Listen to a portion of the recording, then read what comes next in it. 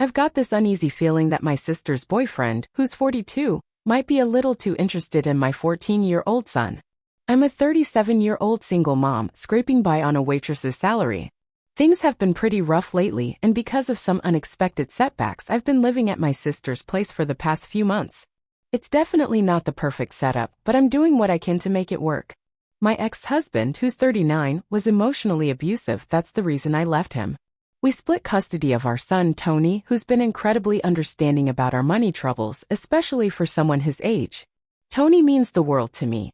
He's smart and kind, and while he does resemble my ex, which, I'll admit, makes him a good-looking kid, it's hard not to notice just how striking he is.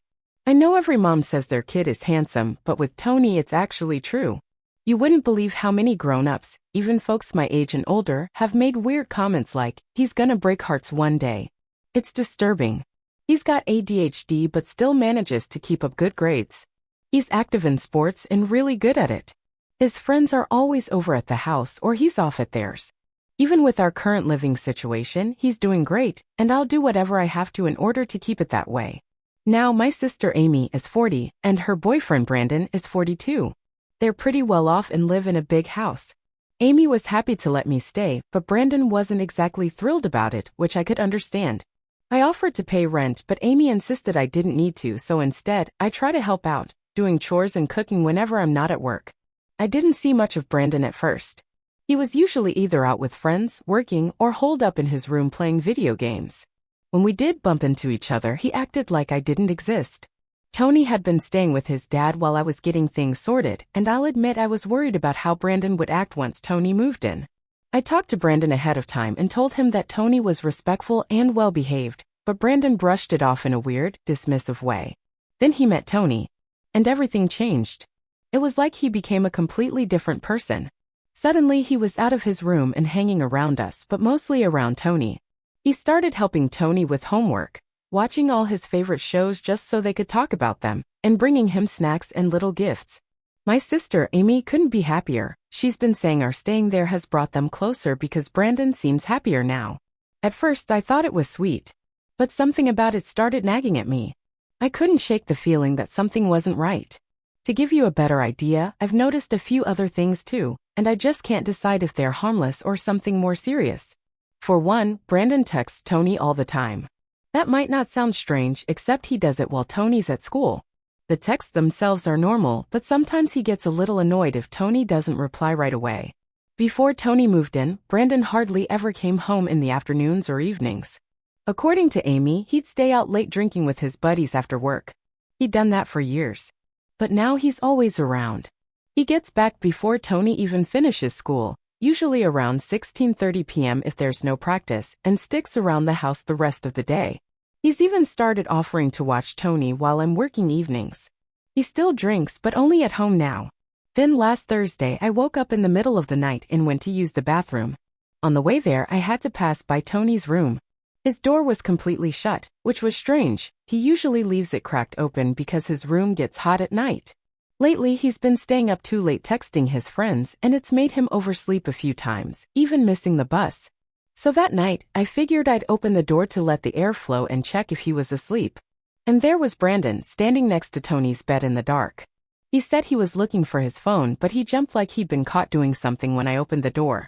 He hurried out of the room, mumbling something about maybe leaving his phone in the kitchen. But why would his phone be in Tony's room? And why was the door fully shut? Brandon always insists on driving Tony everywhere too, only him. No one else. Whenever Tony misses the bus, Brandon is the one who takes him to school.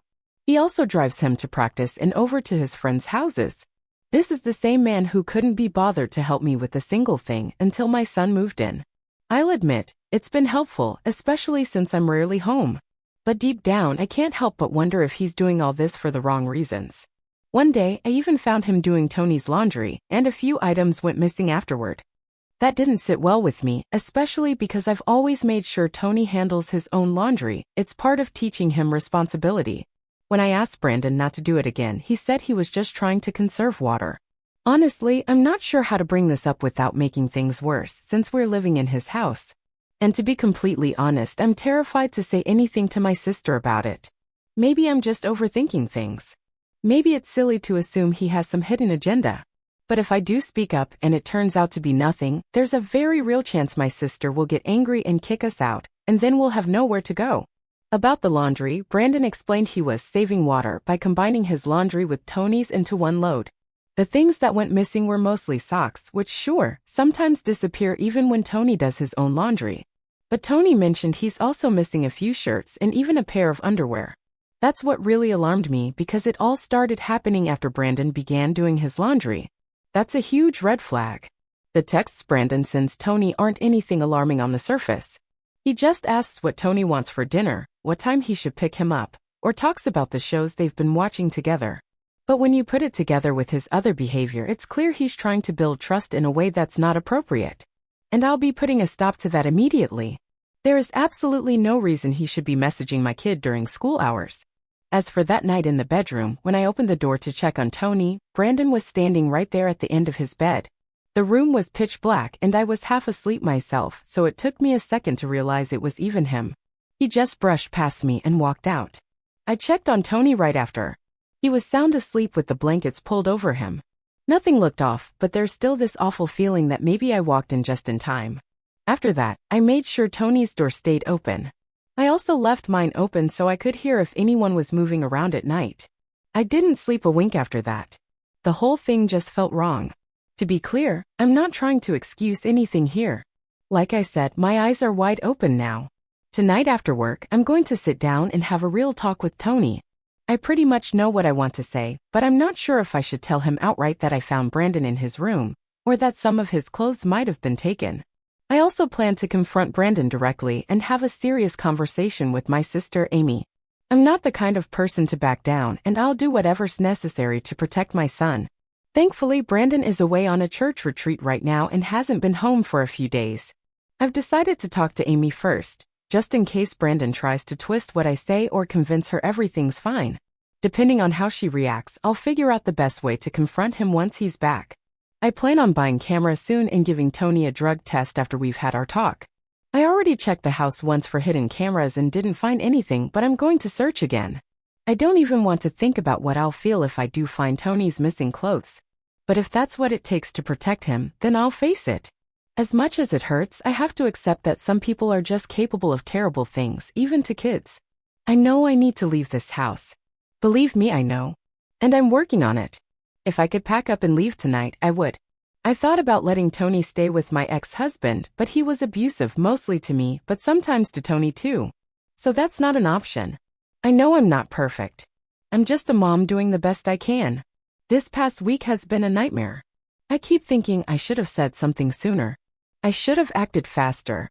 In the last few days, I had separate conversations with my sister Amy, her boyfriend Brandon, and my son Tony. One of those talks went well. The other two didn't.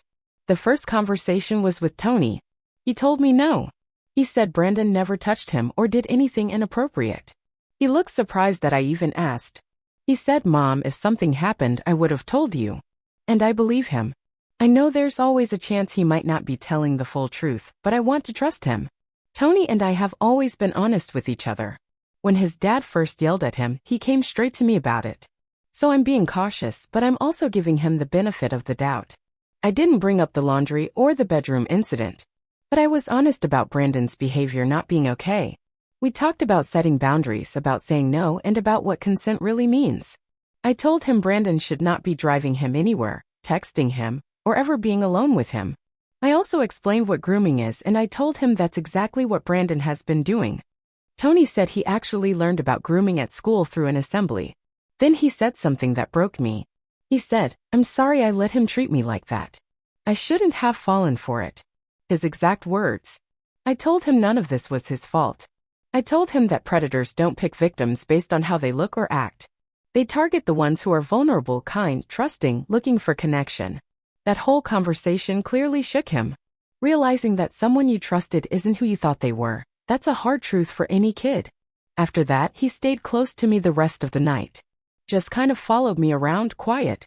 It was hard to watch, but I don't regret having that talk. I needed him to know the truth. I needed him to be safe. Next came Amy. That was a different story. I knew going into it that she wasn't going to take it well. That's just how she is.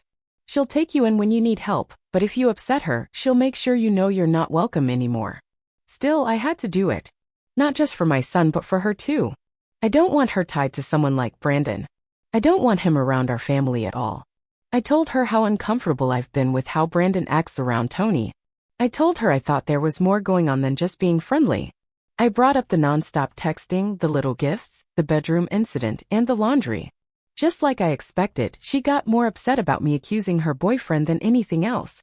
She didn't think any of it proved anything. Her reaction? You know how many socks and underwear I've lost doing laundry? Probably just stuck in the dryer. The more I explained how I felt, the more defensive she got. At one point, she even said she thought I was just being manic. She told me that every time my life starts to improve, when I've got a roof over my head, food in the fridge, maybe even a stable job, I always find a way to mess it up. She said it's because deep down, I don't think I deserve to be happy. That she's always tried to help me, but I end up betraying her, like I'm doing now. So she doesn't believe me. That's her choice. Fine. I told her I won't be staying much longer and I don't want Brandon anywhere near my child anymore. For the rest of our time here, Tony and I will keep to ourselves. She's still letting us stay for now, but she said she's glad we'll be leaving. She swore up and down that Brandon would never hurt Tony. She said it was a shame that their bond had to be ruined over what she sees as baseless accusations. She accused me of letting my self-destructive behavior and bipolar paranoia get in the way of other people's happiness. She told me I better stop calling her boyfriend a predator. Basically, she made the whole thing about me like I was the problem. I ended the conversation after that. Oh, and she asked for reimbursement for groceries and clothes. Apparently, Tony and I are draining her finances by eating too much. I mean, my son is in 9th grade and going through a growth spurt. Of course he eats a lot. Shocker, right? Still, I apologized and told her I'll buy our own groceries from now on. Brandon got back from his church retreat early Friday morning. That's when I confronted him. I was already upset, so I didn't hold back. At first, he was surprised by how angry I was. But once he realized what I was accusing him of, his whole attitude shifted. He kept telling me to sit down, like he wanted to talk it through, but he looked pale, nervous, and honestly, like he was about to panic. I stayed calm. I asked him why he was in my son's room, alone in the middle of the night with the door closed. He gave the same excuse, said he was looking for his phone. I asked why he couldn't have waited until morning. He told me he'd set an alarm for 5:30 a.m. for work, and he didn't want it to go off in Tony's room and wake him up. So then I asked why he was standing over Tony's bed. He said he was trying to wake him up to ask if he'd seen the phone. Didn't he just say he didn't want to wake him up? I asked what made him think it was okay to wake up a sleeping child in the middle of the night just to look for a phone. He said he wasn't thinking straight and apologized. I also brought up the missing laundry. He got defensive, denied everything. Said sometimes his and my sister's clothes get lost in the wash, and he offered to help find Tony's missing stuff. He kept apologizing over and over. I'll be honest, the way he looked, how sorry he acted, it threw me off a little. For a second, I felt myself softening. I thanked him for letting us stay and apologized for not setting boundaries sooner. But I told him straight up, I don't feel safe with him around my son. No more driving Tony places. No more gifts. No more texts. No more homework help. No more laundry. I told him he's not allowed to be alone with my child or handle any of his stuff, period. That's when he lost it. He broke down crying. Completely hysterical. Said the idea that I thought he was targeting Tony made him sick. Said he'd never do something like that. I love him like a father loves a son, he told me. And you know what? At first, a lot of people thought the same thing, even me. But I've seen how he looks at Tony. Sure, on the surface it looks like kindness, helping with homework, watching shows, being friendly, but underneath it, there's something else. Something possessive. Something wrong. I can feel it. I told him this kind of attachment to a child is unhealthy, that he can't rely on a kid to make him feel happy or fulfilled. I also told him we're leaving soon. I didn't say when or where, just that we're going. He asked if there was anything he could do to fix this. Even suggested all 4 of us sit down and talk it through. I said no. I repeated that he's not allowed near my child anymore. That's it. A small part of me still wonders if I was too hard on him. Maybe he really was just looking for his phone. But deep down, I don't believe that. Maybe the missing clothes are just a coincidence. But when I told Brandon he couldn't be around Tony anymore, he dropped to his knees, sobbing like I'd shattered his whole world. Over a child he hasn't even known that long. It didn't feel like he was heartbroken because I accused him of something awful.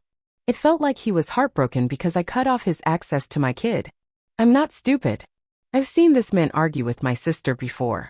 Once they had a brutal fight, lots of yelling, and she ended up crying. He didn't shed a single tear. For my peace of mind, I've been keeping a close watch on Tony. Like, really close. If I'm home, he's with me. If I'm not, he's either with me or staying with someone I trust completely. I even took him to work with me this morning. He wasn't thrilled, but tough. I also had him block Brandon's number. We haven't stepped foot in that house since Wednesday. Following advice I got, I'll be sleeping in his room now instead of making him sleep in mine. As for drug testing, I've decided to hold off. Honestly, I don't think Brandon's been drugging him. Tony's always been a heavy sleeper and has had a hard time waking up for school, even before we moved in with my sister. I checked his messages too. No late-night texts with Brandon. Just group chats with his friends, from what I can tell. And yes, I bought a nanny cam, the kind that lets you watch the footage from your phone. Didn't expect it to cost so much, but I ordered it last Thursday. I'm going to put it in Tony's room and review the footage daily. Truth is, I'm nervous. There's always the chance I might see something terrible, and I honestly don't know if I could handle that. I know a lot of you are worried about Tony. So far, from everything I've seen and what he's told me, he's doing okay. We've been staying at a cheap motel over the weekend since Brandon got back from his church retreat. It's $53 a night, kind of sketchy, but I'm not complaining. And believe it or not, Tony's in a better mood than I am. He thinks a motel is basically the same as a hotel, so to him, it's like we're on a mini vacation. Kids are tough like that. It blows my mind how they can stay happy even when things are all messed up. A lot of folks told me to try a women's shelter. I looked into it. It's an option, but the closest one is over an hour away. I don't have a car. I usually take the bus, but getting to that shelter would throw off Tony's school routine and mess with my work commute. And it's still winter, really cold where we live. I'd rather stay close and watch over him myself than drag him out in freezing weather with nowhere stable to go. I'm definitely not taking him back to his dad's place. There's a reason that man left, and a reason I divorced him. Now for some good news. I applied for public housing a while back, and things are finally moving forward. They contacted me for paperwork, I sent it in, and I got verified. That's a really good sign. I know how long those waitlists can be, so I'm feeling lucky. I can't believe I'm holding things together as well as I am. Honestly, I'm kind of proud of myself. I feel like I'm doing everything I can. I've got both bad news and amazing news.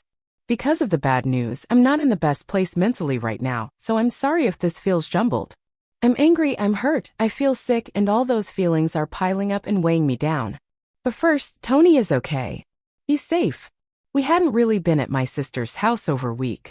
We were staying at a nearby motel, close to both his school and my job. I work as a waitress, and luckily, my manager knows about our housing situation.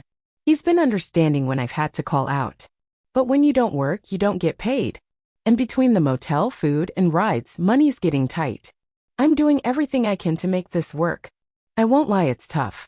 But I've got no regrets. Since we weren't at the house though, things have gotten more intense.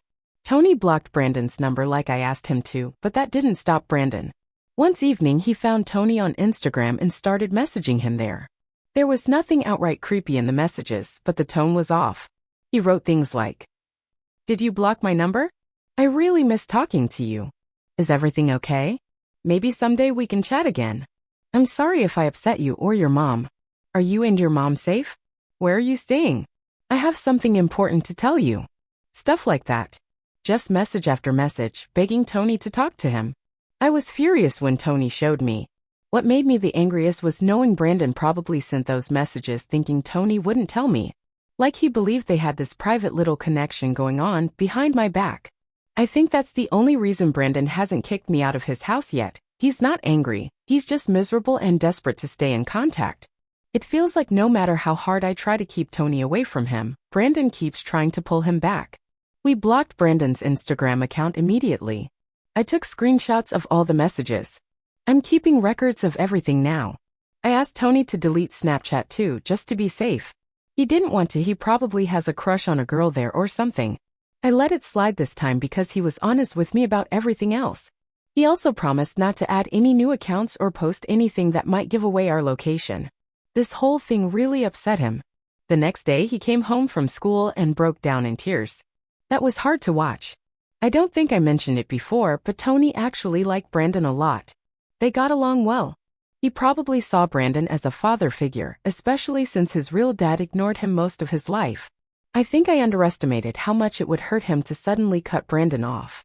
Blocking him like that, it wasn't easy for my kid. Someone suggested I get Tony into therapy.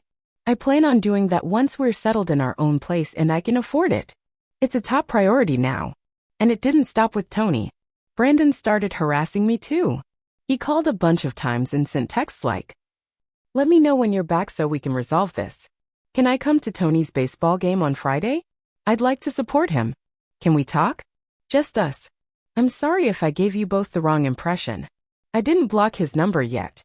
I want him to keep talking, to keep digging himself into a hole. The more he says, the more I have on him. I didn't answer a single question, but I did send him one clear warning. If he ever contacts my son again, or shows up at his school or any of his events, I will go straight to the police. That's not an empty threat. What he doesn't know is that I am going to the police because now I've got real proof that he's obsessed with my child. Now here's the hard part. This is where it gets dark, so if you're sensitive to this kind of thing, maybe skip the next part. The camera I got is motion sensitive and links straight to my iPhone. I put it up Sunday night, hid it above the doorframe so it sees the whole room. You'd never notice it unless you were on a ladder. For a few days, nothing happened. I'd get motion alerts here and there, but when I checked the footage, the room was empty. Then, on Tuesday evening, around 7 p.m., Brandon walked into Tony's room. He just stood there for a moment, then left. Less than a minute. About an hour later, he came back. This time, he started going through Tony's drawers. He grabbed something specific, an article of clothing, and left again. It all happened in under 3 minutes. I felt sick to my stomach. I didn't sleep at all that night in the motel. The next day, I got someone to cover my shift so I could search Brandon's room while he was at work and Tony was at school. I needed to know what he took. I found it stuffed inside his pillowcase, right on top of the pillow where he lays his head at night. It made my skin crawl. I was so disgusted it took me almost an hour to work up the courage to actually pick it up and check it for signs. I won't go into detail. You can probably guess what I mean. I felt nauseous the whole time. Eventually, I put on gloves, sealed it in a Ziploc bag, and hid it deep in my closet. I didn't want to see it again. I still don't. It suddenly made sense why Brandon was always so eager to do my son's laundry. God knows how long this has been going on. Now I've been thinking about next steps. Besides going to the police, which is my top priority, I know I also need to talk to my sister, Amy. That's going to be rough. We haven't been on good terms lately. She found out I confronted Brandon last week and she was livid. Said I was out of line for accusing him of grooming my son. Since then, she says he's changed it again. Apparently, after Tony and I left, Brandon went right back to his old habits. Started going out drinking every night, coming home late, sometimes not at all, and not showing her any affection. Now somehow she thinks I'm the reason he's depressed again. I don't know if she's in denial or just can't see the red flags, but it's all there.